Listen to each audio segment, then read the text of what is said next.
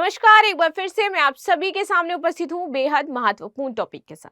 Topic आपका जुड़ा हुआ है तालिबान अफगानिस्तान से, और यहाँ पर एक ऐसा कानून पास किया गया है जहां पर महिलाओं के बोलने पर पाबंदी लगा दी गई है।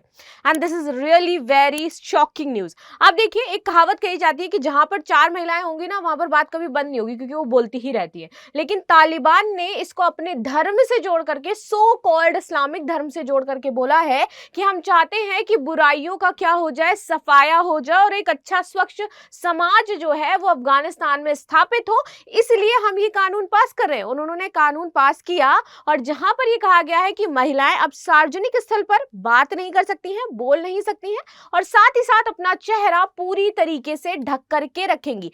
अब जब यहाँ पर बहुत ही ज्यादा इसका लोगों ने प्रोटेस्ट किया, बोला कि ये बिल्कुल भी सही नहीं है कि महिलाएं कैसे, अब कोई इंसान कैसे चुप रह सकता है भाई? अगर सड़क पे चल रहा है, कोई बात हो गई, दुर्घटना हो गई, तो ऑफ कोर्स वो बोलेगा ही ना।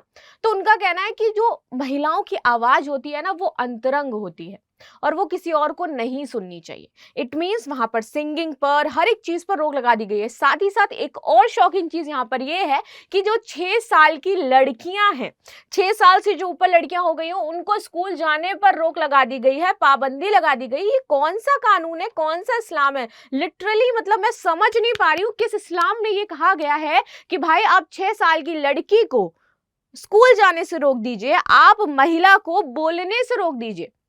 ये कैसा कानून है और ये कैसा धर्म है जो ये कहता है कि महिलाओं को बोलने का अधिकार नहीं है और महिलाएं बोल नहीं सकती हैं? खैर, इसके बारे में मैं ज्यादा कुछ नहीं कहूंगी, लेकिन आप लोग इस पर क्या सोचते हो मुझे जरूर बताएं, क्योंकि जब भी मैं इस मुद्दे को इस तरीके से उठाती हूँ और धर्म से रिलेटेड कोई चीज होती है तो आप लोग बहुत ज्यादा ऑफेंड हो जाते हो एंड कमेंट बॉक्स ऐसे आप भर देते हो कि हमारे धर्म में ये नहीं। जबकि मैं सच में आप लोगों से पूछना चाहती हूँ, क्या वाकई इस्लाम में ये लिखा हुआ है कि कोई महिला बोल नहीं सकती है और कोई 6 साल की लड़की स्कूल नहीं जा सकती है? कौन सा धर्म ये कहता है कि लड़कियों को स्कूल जाने का अधिकार नहीं है?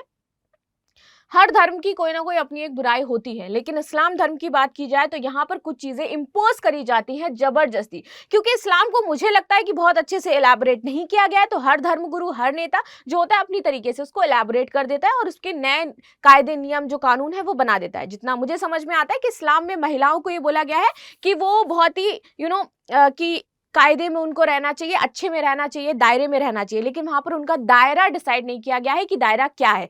टाइम टू टाइम वो लोग दायरा बढ़ाते जाते हैं और कम करते जाते हैं। अगर ये चीज वहां पर डिफाइन कर दी जाए कि एक्चुअल में दायरा क्या है, तो ये प्रॉब्लम्स हमें देखने को नहीं मिलेंगी जो अभी हम वर्ल्ड में देख रहे हैं। और मेन रीजन ये है कि तालिबान पर कोई कुछ एक्शन इसलिए नहीं ले सकता क्योंकि तालिबान को अभी एज अ सरकार मान्यता नहीं दी है, पूरे इंटरनेशनल लेवल पर उसको मान्यता नहीं दे दी गई है, ना ही उसको अगर हम उसको मान्यता दे देते हैं, ठीक है, भारत सपोर्ट करता है तालिबान को लेकर के, अगर वहां पर मान्यता दे दी जाएगी तो जो इस तरीके के वो लॉ पास कर रहा है अफगानिस्तान में, शायद इन पर पाबंदी लग जाए और वो इस तरीके के लॉ पास नहीं करेगा फिर। लेकिन अभी भी यूएन में ये मामला अटका हुआ है और तालिबान को आज भी सरकार के तौर पर मान्यता नहीं दी जा रही है।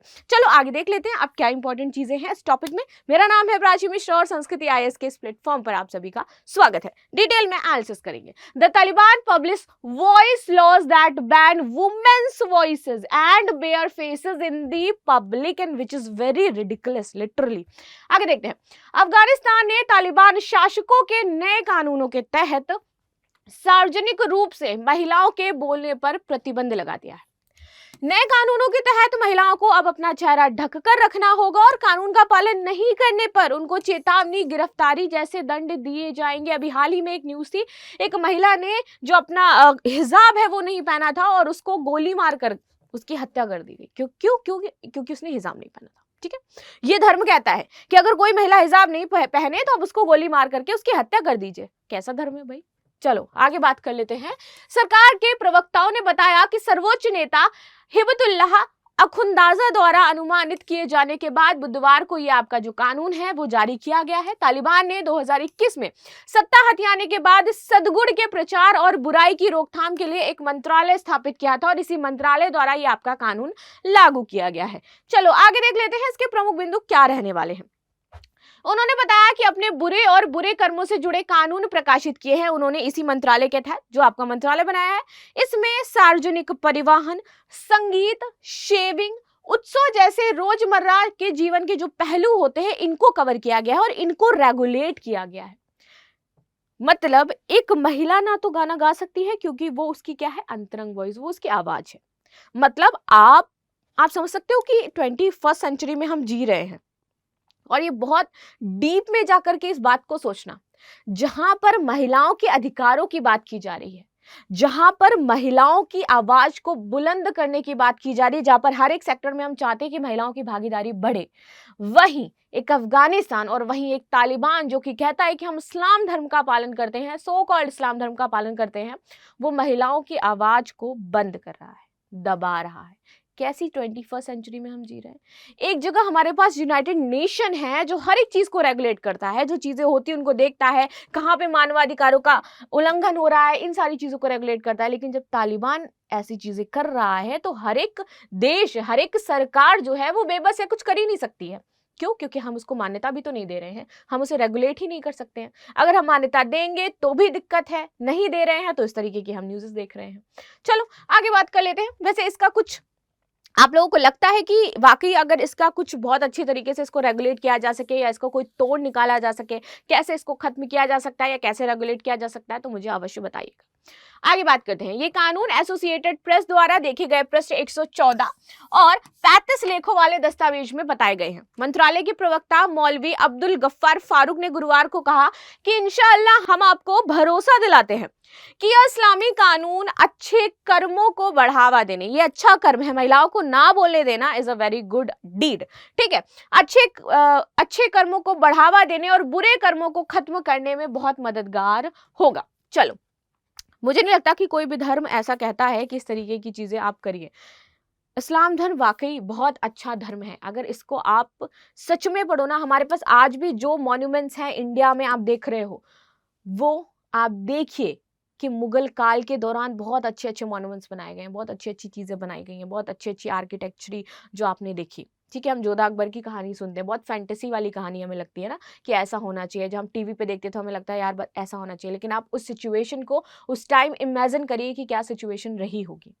ठीक, तो बहुत ही रिच कल्चर है इस्लाम का। हम पाकिस्तान की बात करते हैं, हम पाकिस्तान को कहते हैं कि हमारा बहुत दुश्मन देश है, लेकिन अगर पाकिस्तान का आप वो जो नवाबी वाली चीज मैं आपको बताना चाहती हूँ ना, वो बहुत ही ज्यादा रिच है। ऐसा होता है, इस्लाम धर्म में बहुत ही ज्यादा रिच कल्चर है, बहुत ज्यादा जो नवाबी वाली चीजें ना वो इस्लाम में मौजूद है। लेकिन इस्लाम को गलत तरीके से पेश किया जा रहा है पूरी दुनिया में, जिस वजह से आप देखिए कि कितना बुरा इफेक्ट सिर्फ आम जनता पर नहीं पड़ रहा है, ये मुस्लिम व्यक्ति जो है उन पर खुद पर पड़ा है। अब सोचिए, ये एक मुस्लिम देश में लागू हुआ है कानून, यहाँ के लोग इसका विरोध कर रहे हैं। क्या वो नहीं जानते होंगे कि कुरान में क्या लिखा है? क्या वो नहीं जानते होंगे कि इस्लाम धर्म में क्या चीजें हैं?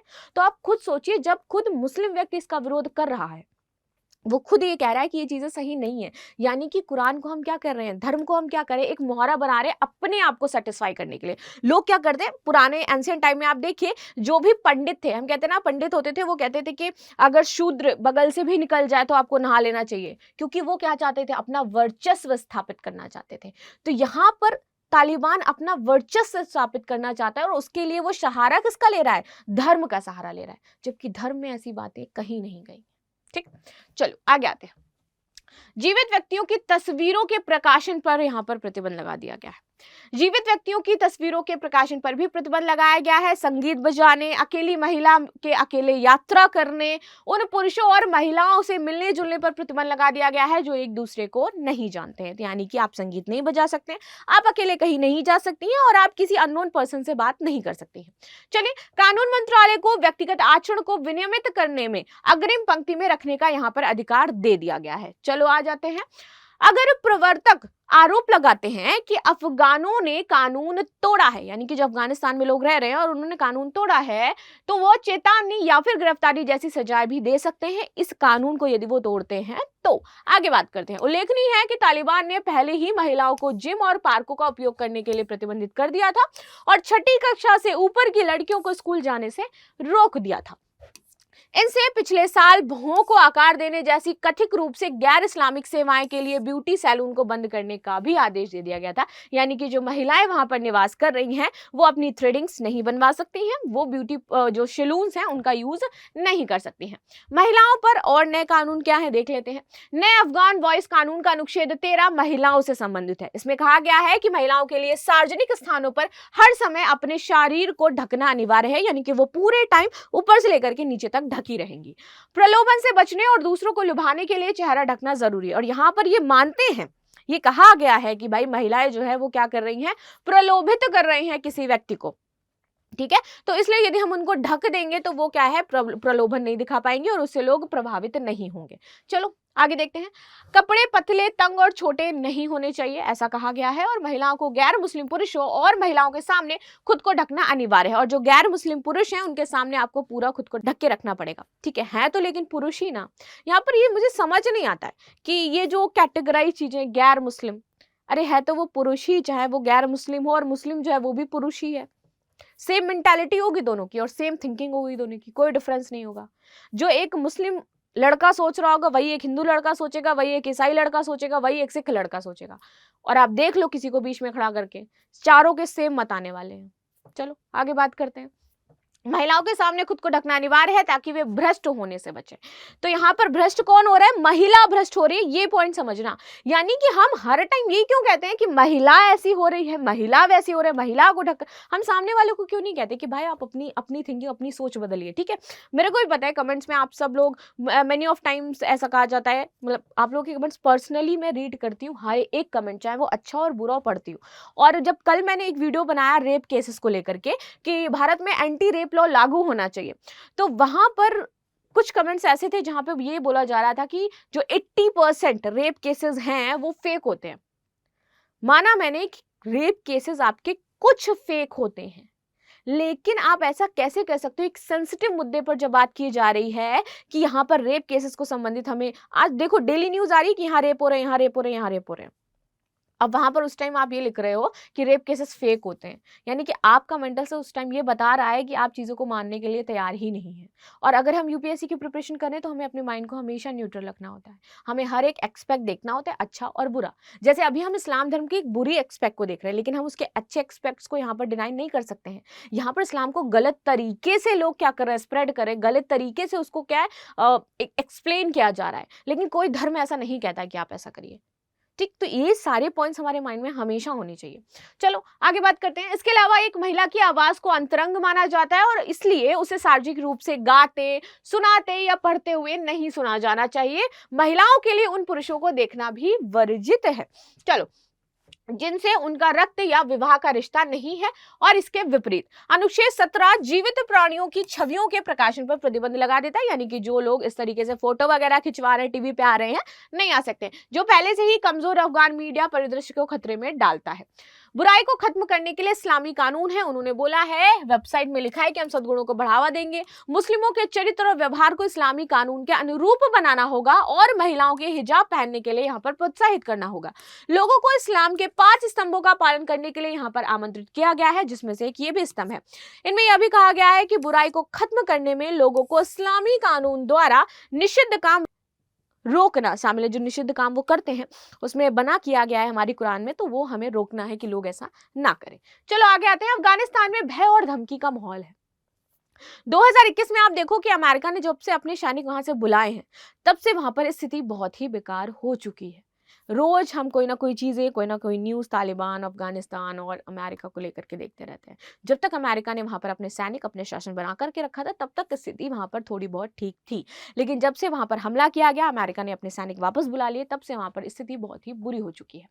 तब से संयुक्त राष्ट्र ने महिलाओं पर कड़े प्रतिबंध लगाने के लिए तालिबान की नियमित रूप से आलोचना भी की है। तालिबान सदियों पुराने शरिया कानून की एक अलग व्याख्या करता है, और मैंने यही चीज आपको बताई कि कुरान में कुछ अलग है, चीजें अलग हैं, लेकिन तालिबान किसको मान रहा है, एक शरिया कानून है, और उसकी वो अपने अकॉर्डिंग व्याख्या करे, क्योंकि वो अपना वर्चस्व चाहता है। देखना, जब भी आप या समाज, हमेशा नोटिस करके देखना, हम किस विचारधारा को बहुत ज्यादा फॉलो करते हैं। जो लगता है कि ये मेरे साथ ऐसा हो रहा है या फिर ये मेरे साथ गलत हो रहा है और ये व्यक्ति उस बात का समर्थन कर रहा है, तो हमें लगता है ये व्यक्ति सही कह रहा है।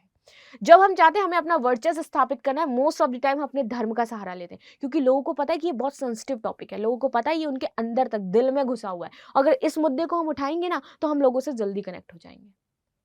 और ये बहुत शॉर्ट वे है, शॉर्ट, लिटरली शॉर्ट वे मैं ऐसे कहूंगी कि लोगों के सामने आने का, उनसे कनेक्ट होने का और अपना वर्चस्व स्थापित करने का। कुछ नहीं है, आप किसी भी धर्म के बारे में लेकर के आप कुछ ऐसा बोल दीजिए जाकर के, आप रातों रात न्यूज में आ जाएंगे। बहुत बड़ी चीज़ें हो जाएंगी। लोगों को पता है कि यदि वाकई हम धर्म से जुड़ी हुई चीज़ें लेंगे, धर्म को इस तरीके से डीफेम करेंगे, चाहे वो कोई भी धर्म हो, चाहे वो हिंदू हो, चाहे वो मुस्लिम हो। मैं बार बार कह रही हूँ कि बहुत अच्छा धर्म है मुस्लिम, बहुत ही अच्छा धर्म है इस्लाम। हम बहुत ही रिच आर्किटेक्ट देख रहे हैं इंडिया में, बहुत ही रिच कल्चर होता है, लेकिन फिर भी हम क्या है, एक अलग व्याख्या पढ़ रहे हैं। तालिबान ने अपने लिए एक अलग शरिया कानून और उसकी व्याख्या कर रखी। क्यों? क्योंकि तालिबान अपना वर्चस्व चाहता है, तालिबान अपनी सत्ता चाहता है। राजनीति में क्या है, राजनीति में हम क्या देते हैं कि धर्म, धर्म के नाम पर राजनीति होती है और वो व्यक्ति सत्ता में है। सिंपल ऐसी चीजें होती है ना, हम ले आते हैं कि भाई हम ये कर देंगे और ऐसा हो जाएगा। तो ये वैसे ही सेम चीजें आपकी काम करती है। आगे आते हैं, जिनमें सार्वजनिक रूप से फांसी, अंगभंग और कोड़े मारना शामिल है। महिलाओं की सार्वजनिक पार्कों तक पहुंच से पहले ही प्रतिबंध है और अब उन्हें लंबी दूरी की यात्रा पर भी मना कर दिया गया। यानी कि देखो, अब ये लंबी दूरी की यात्रा सुनो, मतलब वो अफगानिस्तान से बाहर भी नहीं जा सकती है। लंबी दूरी की यात्रा का मतलब क्या हुआ कि अफगानिस्तान, उन्हें वहां रहना नहीं पसंद है तो वो क्या करेंगी, देश छोड़ करके दूसरे देश चली जाएंगी। जिसके पास पैसा है वो तो जा सकता है ना, लेकिन यहाँ पर इन्होंने कह दिया कि दूसरे देश पर भी जाने के लिए प्रतिबंध है, लंबी दूरी की यात्रा करने पर भी प्रतिबंध है। मतलब महिलाओं को जबरदस्ती वहीं रहना पड़ेगा। ये किसका, ये कहाँ लिखा गया है? ये उनका अपना खुद का कानून है। चलो आगे देखते हैं। मानवाधिकारों का उल्लंघन हो रहा है, अंतर्राष्ट्रीय स्तर पर लोगों में आक्रोश है, लेकिन वो कुछ कर नहीं सकते हैं। मानवाधिकारों के उल्लंघन पर चिंता जताई गई है, खासकर मुस्लिम बहुल देशों में।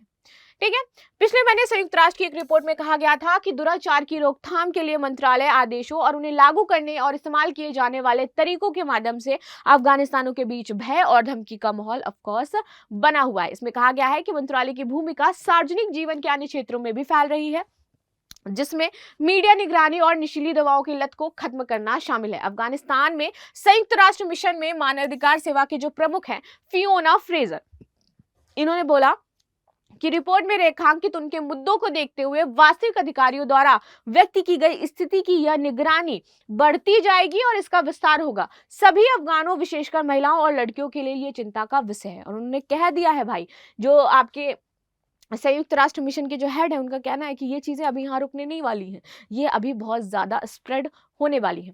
तो आप सभी की राय इस पर मैं अवश्य जानना चाहती हूँ, और आपको ये वीडियो और एनालिसिस कैसे लगा मुझे अवश्य बताइएगा। बाकी आपकी क्या राय है ये भी मुझे अवश्य बताइएगा कि इस तरीके की जो चीजें हो रही हैं कैसे हम इसे रोक सकते हैं, इसके लिए क्या जो लॉज हैं इंटरनेशनल लेवल पर बनने चाहिए और अन्य देशों की इसमें क्या भूमिका होनी चाहिए। क्या आपको लगता है कि जितने भी मुस्लिम देश हैं उनको साथ में आकर के इसको टैकल करना चाहिए, क्योंकि उनको पता है ना कि क्या चीजें होनी चाहिए और वो अच्छे से यहाँ पर इन चीजों को देख सकते हैं, कर सकते हैं और यहाँ पर जो रियल लॉज हैं उनके बारे में बता सकते हैं। ठीक, तो मिलते हैं नेक्स्ट क्लास में, तब तक के लिए धन्यवाद। लाइक एंड सब्सक्राइब करना बिल्कुल भी ना भूलें and thank you so much.